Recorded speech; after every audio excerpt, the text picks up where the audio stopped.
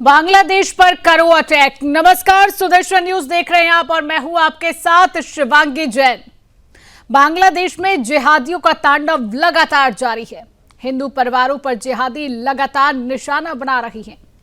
अब ऐसे में सवाल खड़ा हो रहा है कि अगर यूनिस सरकार लाचार है तो हिंदुस्तान क्यों चुप है? क्यों नहीं बांग्लादेश पर सख्त कार्रवाई कर रहा है?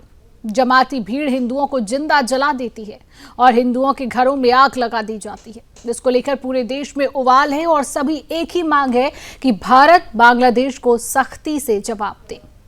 बांग्लादेश इस समय गंभीर राजनीतिक और सामाजिक उथल पुथल के दौर से गुजर रहा है। एक तरफ युवा नेता उस्मान हादी की हत्या ने देश की राजनीति में भूचाल ला दिया है, तो दूसरी तरफ कट्टरपंथी हिंसा ने अल्पसंख्यक हिंदू समुदाय में डर और दहशत का माहौल पैदा कर दिया है। फरवरी में प्रस्तावित संसदीय चुनावों से पहले हालात लगातार बिगड़ते नजर आ रही हैं और अंतरिम सरकार पर अब सीधे सीधे साजिश के आरोप लगने लगे हैं। युवा नेता और इंकलाब मंच के प्रवक्ता शरीफ उस्मान हादी की हत्या के बाद बांग्लादेश के कई हिस्सों में उग्र प्रदर्शन जारी है। इस बीच मामला तब और गंभीर हो गया जब हादी के परिवार ने मोहम्मद यूनिस के नेतृत्व वाली अंतरिम सरकार पर हत्या कराने का सीधा आरोप लगाया।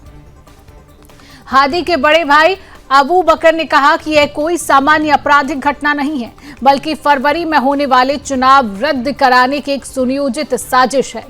उनका आरोप है कि सत्ता में बैठे लोगों को उस्मान हादी की बढ़ती लोकप्रियता से खतरा था, इसलिए उन्हें रास्ते से हटा दिया गया। 20 दिसंबर को मध्य ढाका में भारी सुरक्षा के बीच उस्मान हादी का अंतिम संस्कार किया गया। इस दौरान हजारों की संख्या में लोग सड़कों पर उतर आए। जनसभा को संबोधित करते हुए हादी के भाई उमर हादी ने सरकार पर तीखा हमला बोला। उन्होंने कहा कि अगर सरकार न्याय नहीं दे सकती तो उसे सत्ता छोड़ देनी चाहिए। उन्होंने यह भी आरोप लगाया कि हादी की हत्या कर अब उसी की लाश को दिखाकर चुनाव टालने की कोशिश की जा रही है। उमर हादी ने चेतावनी दी कि अगर न्याय नहीं मिला तो मौजूदा सत्ता को देश छोड़ने पर मजबूर होना पड़ेगा। तो वहीं दूसरी ओर कट्टरपंथियों की हिंसा का एक और शर्मनाक मामला चटगांव से सामने आया। राउजान उपजिला के सुल्तानपुर इलाके में देर रात एक हिंदू परिवार के घर को आग के हवाले कर दिया गया। पीड़ित परिवार के मुखिया बाबू शुकुशील बताए जा रहे हैं। आगजनी में उनका पूरा घर जलकर राख हो गया और पालतू जानवर भी जिंदा जल गए। हमले के बाद घटनास्थल पर एक धमकी भरा बैनर मिला, जिसमें हिंदू समुदाय को चेतावनी देते हुए लिखा था कि कोई भी तुम्हें बचाने नहीं आएगा। इस घटना के बाद इलाके में भय और तनाव का माहौल है। हिंदू समुदाय ने इसे सांप्रदायिक आतंकवाद करार देते हुए दोषियों की तत्काल गिरफ्तारी की मांग की है। राजनीतिक हत्या और सांप्रदायिक हिंसा के बीच बांग्लादेश एक बार फिर बड़े संकट की ओर बढ़ता दिख रहा है। सवाल यही है कि क्या अंतरिम सरकार हालात पर काबू पा सकेगी या देश और अधिक अस्थिरता की तरफ जाएगा?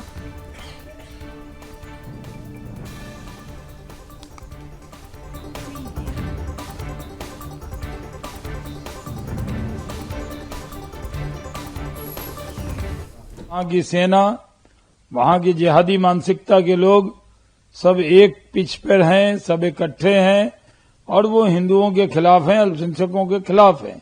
जिस तरह की हरकत वो कर रहे हैं उनको क्षमा नहीं किया जा सकता। बांग्लादेश जो हरकत कर रहा है पूरी दुनिया में उसकी निंदा हो रही है। एक हिंदू समाज के व्यक्ति को मारा, पीटा और फिर पैर में टांग कर जिंदा जला दिया। इससे गिरी हुई हरकत हो नहीं सकती। बांग्लादेश पर पूरे दुनिया का दबाव बन रहा है, इसलिए आई वॉश के लिए उनके प्रतिनिधि जाकर परिवार से मिले। अभी हुबली में आज हम लोगों ने प्रतिभटना किया है बांग्लादेश के विरुद्ध। बांग्लादेश में हिंदुओं को हत्या किया बांग्लादेश मुस्लिम लोगों ने। हम लोग क्यों एक प्रतिभटन किया है? वो लोग किसको एक होराटगार को मार के रहे वो मालूम नहीं, वो कौन है मेरे को, हमको किसी को भी मालूम नहीं है। वो बांग्लादेश सरकार इंटेलिजेंस की उसको पता करके उसको गलने और जेल में भेजना था, लेकिन हिंदुओं को पकड़ के क्यों मारना है? हिंदुओं को और भारत देश को आरोप लगा रहे बांग्लादेश प्रधानमंत्री। वो उसको कौन गोली मार के गए? भारत में है, भारत में है, वो भारत में है तो मेरे को हमको मालूम नहीं है। लेकिन 3 करोड़ तो हिंदू है ना, 3 करोड़ बांग्लादेश हिंदू इधर है, बांग्लादेश भी है, उसको लेके गए। उसको क्यों हमको रखना है इधर ही? वो जो गोली मार के गया है वो हिंदू में है तो हम नहीं लेके जाएंगे उधर ही। वो 3 करोड़ की भी लेके जाओ, वो भी लेके जाओ, ताकि उस दोनों के बीच में हमको क्यों झगड़ा कर रहे हैं?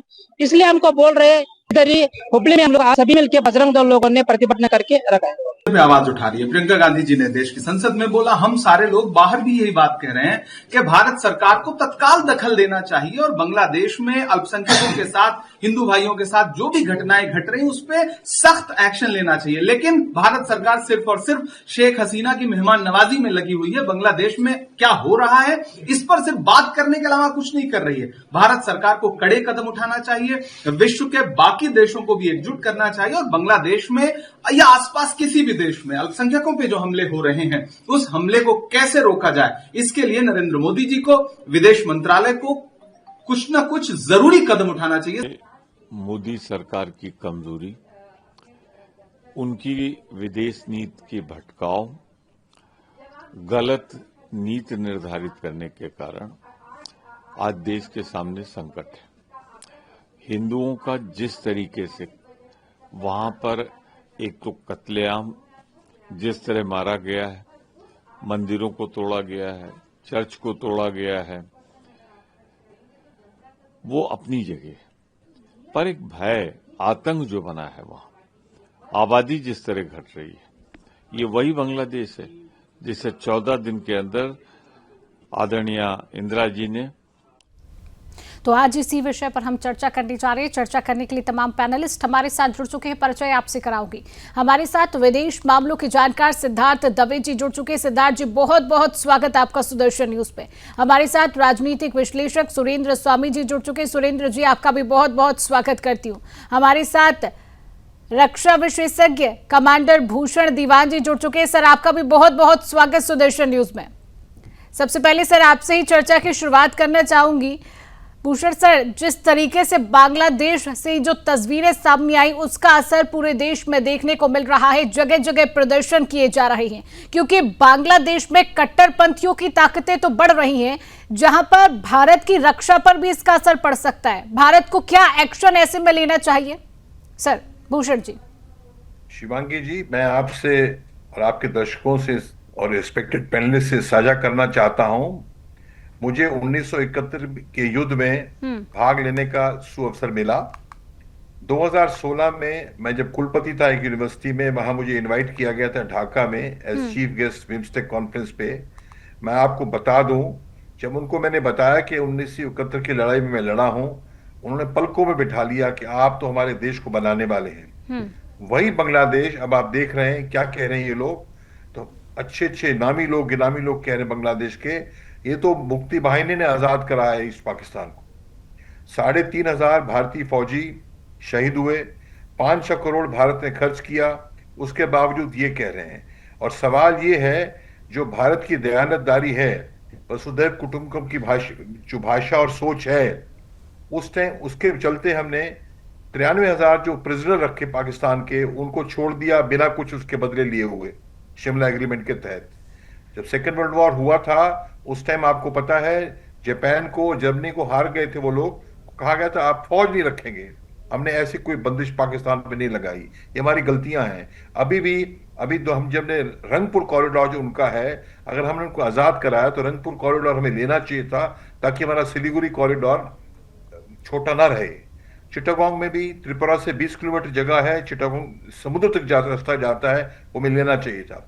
ये हमारी हिंदू होने के नाते, शांतिप्रिय होने के नाते, भले मनसाई के नाते उसका नाजायज फायदा हमेशा उठाया जाता है। एनीवे, अब सवाल ये है, अब सबसे भारी खतरा जो है, 2 चीजें हैं। एक तो हमारे हिंदू भाई मारे जा रहे हैं, कट्टरवादी ताकतें खड़ी हो गई हैं। कट्टरवादी खड़ी तो नहीं हुई हैं, ये नई खड़ी नहीं हुई हैं, क्षमा करें। वो दीपू को क्यों मारा गया? दीपू को, अभी दीपू की बात करें, जलाया गया, दीपू को मारा गया। दीपू ने क्या कहा कि आपने ब्लास्फेमी की है, आपने ईश निंदा की है। क्या ईश निंदा की है शिवांगी जी? उसने ये कहा कि भगवान तो एक ही है, उसको जाने के रास्ते कई हैं, पर ये मुसलमान क्या कहते हैं? ला इल्ला एक ही रास्ता है, उस पे चढ़ा। आपको पता है ये हुआ है। हिंदू तो ऐसा नहीं कहता है, अरे तुम कहते हो एक ही रास्ता है तो हम तुम्हें जला देंगे। हमारे तो मंदिर टूट रहे हैं वहां पे, और हम यहाँ बाबरी मस्जिद बन रही मुर्शिदाबाद में, फिर भी कहा जाता है कि हिंदू गलती कर रहा है। समझ नहीं आता है। एनीवे, अब सवाल ये है कि हमारा फेल्योर रहा है, हमने उसको फेल्योर मतलब हमें ट्रैक करना चाहिए था। जैसे हसीना एकदम जल्दी से आ गई भारत में, तो हमको उसमें फेल्योर रहा है, क्योंकि इतनी बड़ी कंट्री है जब हमारी भारत, हम देख रहे हैं क्या हो रहा है। मैं आपको बता दूं, नेपाल में मैं गया भारत रक्षा मंच का कार्यकारी अध्यक्षता में, वो कहते हैं, हम अच्छे लोग कहते हैं, अरे काठमांडू तो भारत के से द्वारा चलाया जाता है, ऐसे कहते हैं। गलत है, सही है, उनकी परसेप्शन है। तो हमारा भी ऐसा मौजूदगी होनी चाहिए थी। हालांकि 50,000 टन हम राइस दे रहे हैं, पावर हमारे से जा रही है। और आपको मालूम है, एक टाइम जीडीपी भारत का, बांग्लादेश का 3 साल के लिए भारत से ज्यादा हो गया था पर कैपिटा इनकम जीडीपी, $2,200 पर पर्सन। क्यों हुआ? Textiles, RMG, readymade garments. और कैसे होता है? कॉटन नहीं उगाते, कॉटन इंडिया से जाता है, हर चीज इंडिया से जा रही है, दवाई जा रही है, सब्जियां जा रही हैं, बिल्ली कर रहे हैं। क्यों? हम बहुत सहिष्णु हैं। मतलब ये है। सवाल एक और है, जो मिलिट्री, जो हमारे पास चलिए भूषण जी, बांग्लादेश से जो तस्वीरें सामने आई, इसके बाद भारत सरकार ने क्या बांग्लादेश को कोई डिप्लोमेटिक संदेश दिया है अभी तक? सिद्धार्थ जी। जी नमस्कार, जय हिंद, वंदे मातरम, सुदर्शन न्यूज के सभी दर्शकों को। देखिए, भारत ने कभी अराजकता को बढ़ावा नहीं दिया है। स्टेबिलिटी फर्स्ट का एक अप्रोच भारत का रहा है। और सबसे पहले यह समझना भी जरूरी है कि जब बांग्लादेश की सड़कों पर हिंसा हो रही है, राजनीतिक हत्याएं हो रही हैं और अस्थिरता बढ़ रही है, तो भारत ने कभी भी इस स्थिति को एक्सप्लॉइट या उसका कोई मिसयूज करने की कभी कोशिश नहीं की। और मोदी सरकार की नीति देखिए बिल्कुल स्पष्ट रही है कि नेबरहुड फर्स्ट, स्टेबिलिटी फर्स्ट। और जो मोहम्मद यूनुस जब बिठाए गए पपेट गवर्नमेंट, तो उसमें भी भारत ने कभी भी इस तरह से सत्ता परिवर्तन को कभी उकसाया नहीं है और न किसी फैक्शन को समर्थन दिया है, न कभी कहीं पे भी इंटरनल पॉलिटिकल क्राइसिस में हस्तक्षेप किया है। और यही एक रिस्पॉन्सिबल रीजनल पावर का व्यवहार होता है। अब जो महत्वपूर्ण बात है शिवांगी जी, कि जो राजनीतिक संस्थाएं हैं और उनकी सुरक्षा, और ये एक बहुत बड़ी, ये मैं समझता हूं कि India will have to draw clear red line कि जब ढाका में, चटगांव में और अन्य शहरों में जो भारतीय दूतावास है और जो हमारे डिप्लोमैट्स हैं, अधिकारी हैं, उनको जब निशाना बनाया गया, तो भारत ने बिना उकसावे के शांत लेकिन एक बहुत सख्त फैसला लिया। तो ये एक बहुत अप्रिशिएबल मूव मैं कह सकता हूं कि एमईए ने, मिनिस्ट्री ऑफ एक्सटर्नल अफेयर्स ने साफ कहा है कि डिप्लोमेटिक प्रीमाइसेस की सुरक्षा होस्ट कंट्री की जिम्मेदारी है। और यहाँ पे होस्ट कंट्री कौन सा है? तो वो बांग्लादेश है। तो ये एक बहुत महत्वपूर्ण बात है जिसके ऊपर मैं समझता हूं कि दर्शकों को जानना चाहिए। दूसरी बात कि बांग्लादेश के जो अल्पसंख्यक हैं, यानी कि जो हिंदू हैं और बाकी जो रिलीजन को फॉलो कर रहे हैं, तो ये अल्पसंख्यकों पर भी भारत की एक प्रिंसिपल्ड चिंता हो रही है। और ये हमने जो उनके यहाँ पे एम्बेसडर हैं, उनको बुला के मिनिस्ट्री ऑफ एक्सटर्नल अफेयर्स के जो स्पोक्स पर्सन है, उन्होंने पब्लिक डोमेन में अपनी चिंता जताई और इस बात का उन्होंने उसमें मेंशन भी किया है।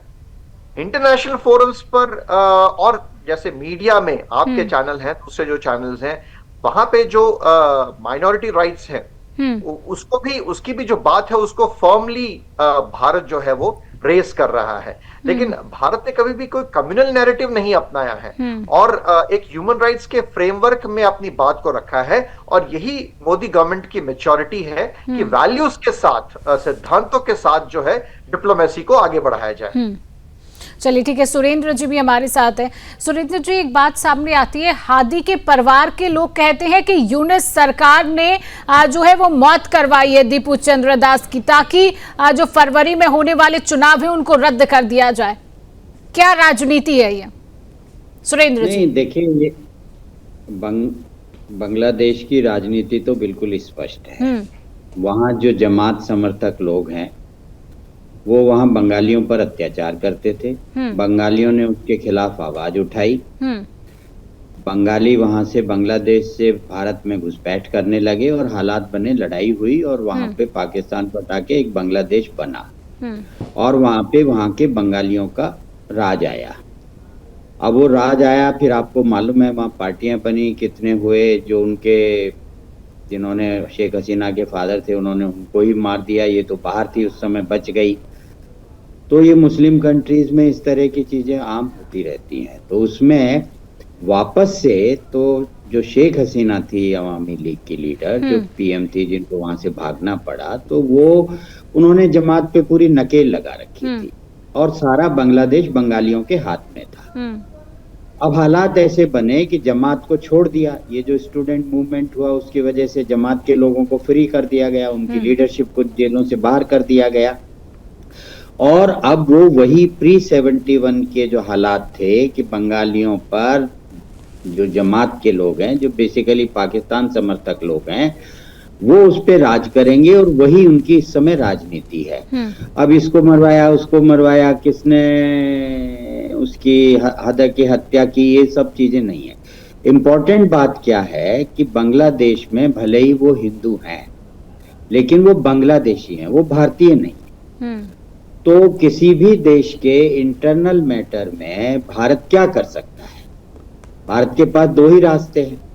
पहला रास्ता तो ये है कि भाई वो डिप्लोमेटिक एक्शन ले, उन लोगों से कहे कि आप हिंसा बंद कीजिए, उनकी सुरक्षा कीजिए, यही कर सकता है। अभी ऐसे हालात तो बने नहीं है कि हम घुस जाएं बांग्लादेश में और हमला कर दें उनके ऊपर। ऐसा होता भी नहीं है। अभी तो गाजा में भी हो रहा है, यूक्रेन में भी हो रहा है, सब जगह लड़ाइयां हो रही हैं। अब गाजा में जब मुसलमान मारे जा रहे हैं, यहाँ लोग कह रहे हैं भारत सरकार क्या कर रही है, क्या कर रही है। तो हम दूसरे देश में कोई भी सैनिक कार्रवाई नहीं कर सकते जब तक वो स्थिति उस लेवल पे नहीं पहुंचे। लेकिन हमें अफसोस है इस बात का कि जब भारत सरकार ने सीएए का कानून बनाया था, वो सीएए का कानून क्या था कि जो भी हिंदू पाकिस्तान, बांग्लादेश और अफगानिस्तान में पीड़ित है, उसको भारत में हम शरण देंगे और नागरिकता देंगे। तो पहले भी हमने आप ही के चैनल पे ये बात उठाई थी और आज उसको फिर कह रहे हैं कि जब आपने सीएए का कानून बनाया है, तो आप जो हिंदू बांग्लादेश से भारत में आना चाहता है, आप उसको क्यों नहीं आने दे रहे हैं? आपने क्यों बॉर्डर पे उनको रोका हुआ है? क्यों उनको आप पीट के वापस धकेल रहे हैं? बिल्कुल। तो ये सोचने की बात है कि इस पे नहीं कर रही है। क्यों नहीं कर रही है सरकार? अब इसका कारण तो सरकार को ज्यादा मालूम होगा, लेकिन मेरा ये एनालिसिस है कि शायद गवर्नमेंट के दिमाग में ये है कि भाई वहां पे अब 7%, देखिए 27-28% से अब बांग्लादेशी हिंदू वहां पे कुल 7% है। बांग्लादेश की आबादी यही 16-17 करोड़ के आसपास है, तो 1 करोड़ के आसपास वहां है, तो उसमें आप वोटर लगा लीजिए 50-60 लाख वोटर होंगे। तो शायद गवर्नमेंट के दिमाग में अभी भी ये चल रहा हो कि जब फरवरी में चुनाव आएंगे तो हम अवामी लीग को तो बैन कर दिया है, वो तो लड़ नहीं पाएगी।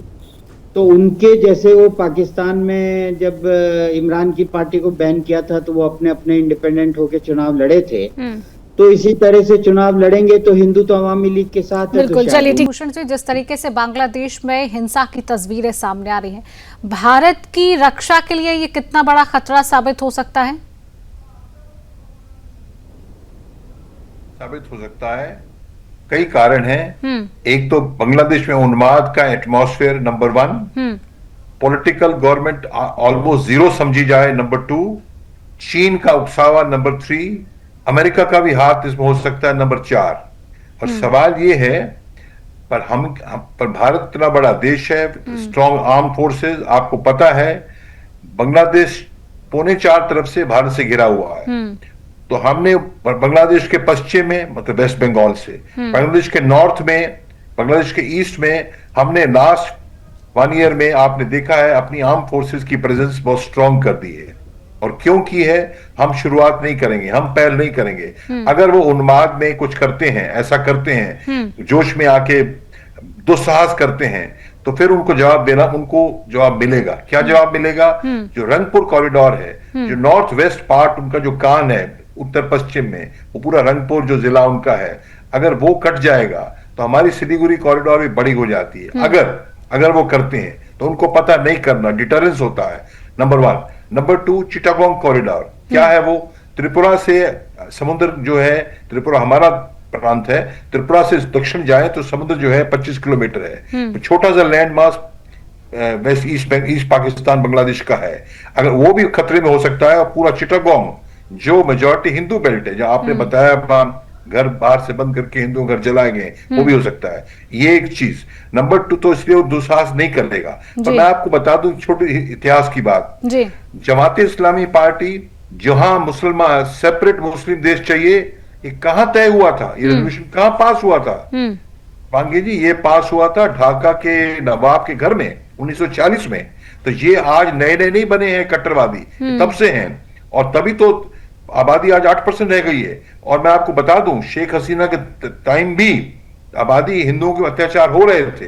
चलिए सुरेंद्र जी से सवाल लूंगी। सुरेंद्र जी, जिस तरीके से राजनीति हम देख रहे हैं भारत बांग्लादेश में, जिस तरीके से राजनीति चल रही है कि फरवरी में चुनाव है उनको रद्द कर दिया जाएगा, इसका कितना बड़ा असर हमें देखने को मिल सकता है? जिस तरीके से बांग्लादेश की राजनीति पर तो हालांकि हमें भरोसा नहीं करना चाहिए, वहां की जिस तरीके की राजनीति है, लेकिन अगर हम दोनों के रिश्तों पर भी बात करें, चाहे भारत देश और बांग्लादेश के रिश्तों पर कितना असर पड़ सकता है? सुरेंद्र जी। नहीं, ये तो देखिए अभी वहाँ चुनाव के बाद पता लगेगा, क्योंकि जैसे मैंने कहा कि लड़ाई जमाते इस्लामी और बीएनपी खालिदा जिया की पार्टी के बीच में होगी। अगर खालिदा जिया वहां पे जीत जाती हैं चुनाव को लेकर के, तो वो कभी भी नहीं चाहेंगी कि भारत से उनके संबंध खराब हों, क्योंकि वो बेसिकली बंगाली रूल होगा। लेकिन प्रश्न वो नहीं है। राजनीति आप अपने देश की भी तो देखिए ना। अभी आपने अपनी रिपोर्ट में दिखाया कि किस तरह जो है इमरान प्रतापगढ़िया और आपने प्रमोद तिवारी के स्टेटमेंट सुनाए, वो इस सरकार के खिलाफ और ये कमजोर वो कमजोर बातें कर रहे हैं। आप कांग्रेसियों से ये पूछिए ना कि इनके लीडर राहुल गांधी दुनिया भर में घूम रहे हैं, भारत के खिलाफ बोल रहे हैं, भारत सरकार के खिलाफ इधर उधर की बात कर रहे हैं, वो क्यों नहीं वहां पे सब लोगों को बता रहे हैं कि बांग्लादेश में हिंदुओं के साथ किस तरह अत्याचार हो रहा है? उसकी वो बात नहीं करेंगे वहां पे। और यही वो कांग्रेसी हैं, जब सीए कानून आया तो इन्होंने विरोध किया। आप पूछिए इमरान प्रतापगढ़िया से कि क्या वो सीए के पक्ष में है? तो अभी बोलना, इस तरह के आंसू बहाना, ये जो है कांग्रेस को तो हिंदुओं के लिए बोलने का कोई हक ही नहीं है। सबसे बड़ी तो राजनीति इस देश में ये लोग कर रहे हैं, जो हिंदुओं के खिलाफ बोलते हैं, जो हिंदुओं के हर तरह से खिलाफत करते हैं, उनके धर्म की खिलाफत करते हैं, उनकी सियासत की खिलाफत करते हैं, वो लोग आज बांग्लादेश की घटना का लेकर के सरकार पे टंच मार रहे हैं। क्यों नहीं इनके लीडर वहां पे दुनिया भर में जा जाके बता दे कि बांग्लादेश में क्या हो रहा है हिंदुओं के साथ? क्यों नहीं ये कहते कि मोदी जी आप सीए लागू कीजिए, लाइए इनको भारत के अंदर? तो ये सब बातें कुछ नहीं है, ये राजनीति होती रहती है। मुख्य बात यह है कि बांग्लादेश की कोई औकात नहीं है। हम उनका चावल बंद कर चुके हैं, हम उनकी बिजली बंद कर चुके हैं, उनके जो टेक्सटाइल का एक्सपोर्ट होता था, जो भारत से वो फैसिलिटीज एक्सपोर्ट के लिए इंटरमिटेंट यूज करते थे, वो हमने उनको मना कर दिया है। और लड़ने की तो उनकी औकात नहीं है। अगर वो लड़ने की कोशिश करेंगे तो उनको मालूम है उनका क्या हश्र होगा। इसलिए वो क्या कर रहे हैं कि वहीं पे जो उनके धर्म में जिस तरह की उनकी शिक्षा है, उस धर्म की शिक्षा को लेकर, और जो भी नॉन मुस्लिम हैं, जो वहाँ पे आप उनको माइनॉरिटी कह लीजिए या उनको कहिए नॉन मुस्लिम जो हैं, उनको वो वहाँ पे मार रहे हैं, उनकी हिंसा कर रहे हैं, क्योंकि वो संख्या में कम है, कमजोर हैं। अगर उनमें ताकत है, अगर वो ये कहते हैं कि हिंदू है, तो यहाँ लड़िए ना आकर के, भारत में कहिए, भारत में मुसलमानों को अब वो आवाज दें कि आप लड़िए हिंदुओं से, यहाँ पे नहीं लड़ पाएंगे। तो जो कमजोर होता है उसको आप पीट लीजिए, कूट लीजिए। दलित लोग हैं बेचारे, उनके पास आर्थिक साधन नहीं है, उनके पास कोई और तरह के पैसे के साधन नहीं है, उनकी लड़ने की हिम्मत नहीं है, तो आप ताकतवर हैं, आपका देश है, इस्लाम आपका देश है, तो आप उन पे कब्जा करिए, हिंदुओं को पीटिए। लेकिन हिम्मत है क्या उनमें कि यही सब भारत में करा के देखें? तो ये सब राजनीति जो भारत में भी हो रही है, वो राजनीति। सुरेंद्र जी, यहाँ पर भारत को एक्शन लेने की बात भी तो की जा रही कि भारत को एक्शन यहाँ पर लेना चाहिए। आप बताइए ना, आप क्या समझते हैं दूसरे देश में हम लड़ने चले जाएं? अब वहां पे मान लीजिए सरदारों पे पाकिस्तान में हो रहा है, वहां पे हिंदुओं पे हो रहा है, वहां 22% से घट के 1% हिंदू रह गए, तो क्या भारत हिंदुओं के लिए अटैक कर देगा? ऐसा होता है क्या? भाई हर देश में हर धर्म के लोग रहते हैं, तो हम क्या उन पे हम। लेकिन मैंने आपसे पहले ही कहा कि चूंकि हम सीए कानून बनाया था, और सीए कानून के मूल में ही ये भावना थी कि जो हिंदू प्रताड़ित होगा उसे हम यहाँ शरण देंगे, नागरिकता देंगे। तो मैं आज भी आपसे कह रहा हूँ कि भारत को हमारे बॉर्डर खोलने चाहिए। जो हिंदू बांग्लादेश से भारत में आना चाहता है उन्हें स्वीकार करना चाहिए। क्यों बॉर्डर बंद किए हैं? तो मैंने आपसे यही कहा कि मुझे नहीं समझ में आ रहा कि उनकी क्या राजनीति है लॉन्ग टर्म विदेश मंत्रालय और मोदी जी की, लेकिन देश का हर व्यक्ति ये समझ रहा है कि भाई हम हमला नहीं कर सकते दूसरे देश पर, लेकिन जो हमारा कानून है देश का सीए है उसके लिए तो हम बॉर्डर खोल सकते हैं। ये तो बहुत बड़ा एक्शन होगा, वहां से कितने लोगों को रिलीफ मिलेगा। दूसरी बात यह है कि जो रक्षा विशेषज्ञ ने कहा था कि चटगांव के पास जो एक जिसको ये बोलते हैं ना चिकन नेक, वहां भी एक चिकन नेक है, वो चिकन नेक पे कब्जा कर लीजिए, छोड़ दीजिए, इनको कह दीजिए चटगांव में कोई नहीं आएगा जब तक, लेकिन फिर वही एक दूसरे देश में आक्रमण माना जाएगा ना, तो ये इतनी आसान बातें नहीं है। तो वो लोग कौन कह रहे हैं कि हमला कीजिए, ये हमला करने के बाद कांग्रेस ही कर रही है, लेकिन इनसे आप पूछिए कि इनका लीडर क्यों नहीं कर रहा बाहर जाकर के ये सब बातें। ये यहाँ इंदिरा गांधी की दुहाई दे रही हैं जिसने करोड़ों बांग्लादेश मुसलमानों को भारत में घुसा लिया और जब बांग्लादेश 71 में आजाद हुआ तो उनको वापस नहीं भेजा, बोला जो मुसलमान यहाँ रह गए वो यहीं के हो गए। तो आप किसकी बात कर रहे हैं? इनसे पूछिए, ये सीए के समर्थन में है, इनका लीडर क्यों नहीं बात करता वहां पर जाकर के हिंदुओं के विदेशों में?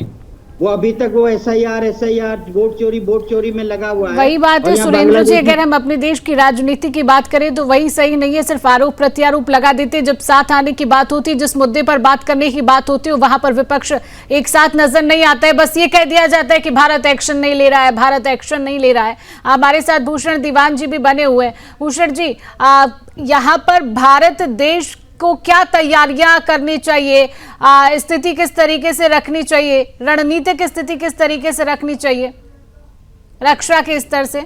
भूषण जी, रक्षा के स्तर से जो मैंने आपको ब्रेक के पहले भी बताया, भारतीय सेनाएं पूरी तरह तैनात हैं ताकि वो अगर कोई दुस्साहस करती है बांग्लादेश या उनके लोग आते हैं हमारे बॉर्डर में एंट्री करते हैं, कोई हमें ऐसा ग्राउंड देते हैं, तभी उनको पनिशमेंट दी जा सकती है, नंबर 1।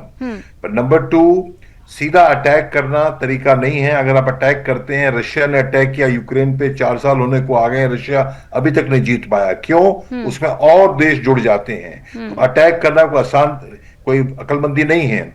घुसना आसान होता है, निकलना मुश्किल होता है। पर एक तरीका ये है, अभी 12 फरवरी के बाद जो नई गवर्नमेंट आएगी, 2 चीजें मुझे नजर आ रही हैं। ये कट्टरवादी फेज जो है, उतना उग्र कट्टरवादी फेज जो है, मेरी समझ में ये, क्योंकि वहां इलेक्शंस होते हैं, वहां डेमोक्रेसी है, धीरे धीरे ये ठंडा होगा। तो बीएनपी आती है या जो भी आते हैं, तो उसके बाद हमारा प्रत्यक्ष तरीके से कोई इन्फ्लुएंस नहीं होना चाहिए उन पे, है भी नहीं। परोक्ष तरीकों से हो सकता है जो एक्शन लेना है। आप जानते हैं श्रीलंका में क्या हुआ, तमिल्स के साथ किया गया, तामिल इलम की डिमांड खड़ी हुई। अब ऐसे भारत हिंदू होमलैंड की डिमांड होनी चाहिए, लीगल भी है, वाजिब भी है। क्यों शिवांगी जी, आप हिस्ट्री उठा के देखें, जब ये डिमांड की गई कि मुसलमानों को देश चाहिए, 1/3 पॉपुलेशन मुस्लिम्स की इंडिया में रह गई है। उनके पास, इसका मतलब 1/3 एक्स्ट्रा लैंड हमारा उनके पास है, उन्हें देना है, हमें देना है, मतलब हिंदू होमलैंड लिया जाए, उसके लिए परोक्ष तरीके से हेल्प की जा सकती है। और सेकेंडली, हमारे पास उनको इरेस्पॉन्सिबल लीडर है यूनुस, तो हमारे पास उनको दबाने के लिए उनका जो $14 बिलियन हमारे पर ट्रेड आता है, वो हम खपत करते हैं। अगर वो बंद कर दे, कहां जाएंगे? वो पावर कहां से लेंगे? चीन देने नहीं आएगा। ये वही बात है, श्रीलंका है, मालदीव है, नेपाल है, उनको मालूम नहीं है, चीन के पैसे देख के उनके उकसावे में आ रहे हैं। बिना भारत से मिलजुल के बांग्लादेश रह नहीं सकता है, ये उनको समझ आएगी और ये चीज स्थिति क्लियर हो जाएगी। अभी और चीज, बड़ी भारी चीज, जो अवामी लीग है, अवामी लीग जो है उसके कितने कैडर्स हैं। अब भारत में देख लीजिए, एक शिवसेना टूट गई तो सब बीजेपी में जाके मिल गए, है ना। तो वहां भी वो पॉलिटिशियन तो प्रोफेशनल फुल टाइम पॉलिटिशियन ही है, वो दूसरी पार्टी से लड़ेंगे। जब वो लड़ेंगे, वो है तो मेरे दोस्त, आपके दोस्त, कल को वो अवामी का बिल्ला तो है उनके पास ना, तो नए समीकरण बन जाएंगे। तो मतलब ये, और अवामी क्या है, वो अकलमंद रहे हैं, तभी तो इतना हाई जीडीपी रहा बांग्लादेश का हो गया है। क्यों अकलमंद रहे हैं। तो ये स्थिति कब सुधरेगी? मार्च, 3 महीने के अंदर, 4 महीने के अंदर नया समीकरण आएगा, यूनुस नहीं रहेंगे, तो बात बनेगी। उस टाइम भारत ने चाक चौकस होके वहां पे आईएसआई का इन्फ्लुएंस गिराना है, हमारा इन्फ्लुएंस बढ़ना है। और हमने बड़ी गलती की, 12-14 साल तक आपको मालूम नहीं, शेख हसीना भी बड़ी ज्यादतियां की हैं। हम सारी बात उनके साथ काफी घुल मिल के रहे, सबके साथ घुल मिल के रहेंगे। भारत देश सबके साथ घुल मिल कर रह जाता है, यही बात है। भूषण जी, फिलहाल समय का अभाव है, आप दोनों हमारे साथ जुड़े, आप दोनों ने हमको समय दिया। आप सभी का हमारे साथ जुड़ने के लिए, समय देने के लिए आप सभी का बहुत बहुत धन्यवाद। तो फिलहाल के लिए इस खास चर्चा में इतना ही। आगे देश और दुनिया की तमाम खबरों को जानने के लिए आप देखते रहिए सुदर्शन न्यूज।